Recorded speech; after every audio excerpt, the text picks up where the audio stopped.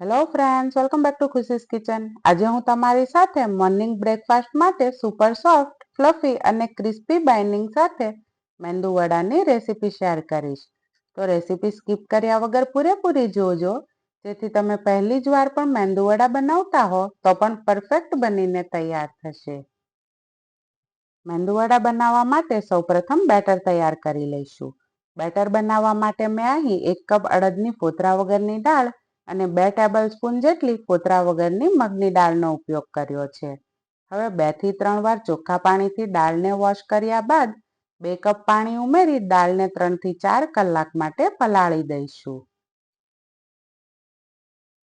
4 કલાક બાદ દાળ સરસ ફૂલી ગઈ છે, તો દાળમાંથી પાણી અલગ કરી લઈશું અને દાળને મિક્સર જારમાં ઉમેરી દઈશું. તેમજ થોડું દાણેદાર સ્ટ્રક્ચર રહે તેવું બેટર તૈયાર કરી લઈશું અને બને ત્યાં સુધી કમસે કમ પાણીનો ઉપયોગ કરી આ બેટરને તૈયાર કરીશું.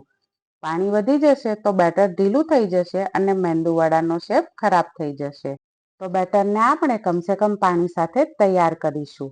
ત્યારબાદ એક મોટા બાઉલમાં બેટર કાઢી લઈશું અને હાથની મદદથી 5 થી 7 મિનિટ માટે બેટરને આ રીતે ફેટી લઈશું, જેથી બેટરમાં એર બબલ્સ આવે અને ઈનો કે સોડાના ઉપયોગ વગર પણ મેંદુ વડા સોફ્ટ અને ફ્લફી બનીને તૈયાર થાય.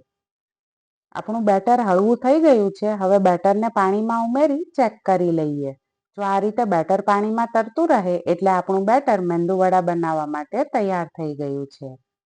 હવે બેટરમાં સ્વાદ અનુસાર મીઠું, 1 ચમચી જીરું, ઝીણી સમારેલ ડુંગળી, મરચાની પેસ્ટ, આદુની પેસ્ટ તેમજ લીલા ધાણા ઉમેરી બેટર સાથે બરાબર રીતે મિક્સ કરી લઈશું.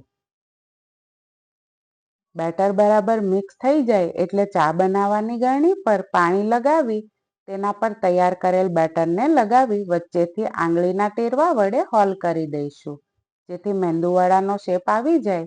ત્યારબાદ મીડિયમ ગરમ તેલમાં એક પછી એક એમ એડ કરતા જઈશું અને મીડિયમ ગેસની ફ્લેમ પર જ મેંદુ વડા ડીપ ફ્રાય કરી લઈશું, જેથી મેંદુ વડા અંદર સુધી ફ્રાય થઈ શકે અને બહારનું લેયર પણ ક્રિસ્પી બનીને તૈયાર થાય. મેંદુ વડા ગોલ્ડન બ્રાઉન કલરના થઈ જાય તેમજ બહારનું લેયર પણ ક્રિસ્પી થઈ જાય એટલે મેંદુ વડાને જારાની મદદથી પ્લેટમાં લઈ લઈશું તેમજ તમારી પસંદગી પ્રમાણે સાંભાર કે ચટણી સાથે સર્વ કરી દઈશું. તો ફ્રેન્ડ્સ, જો તમને મારી આ મોર્નિંગ બ્રેકફાસ્ટની રેસીપી પસંદ આવી હોય તો વિડીયોને લાઈક કરી તમારા ફ્રેન્ડ્સ અને ફેમિલીમાં જરૂરથી શેર કરજો.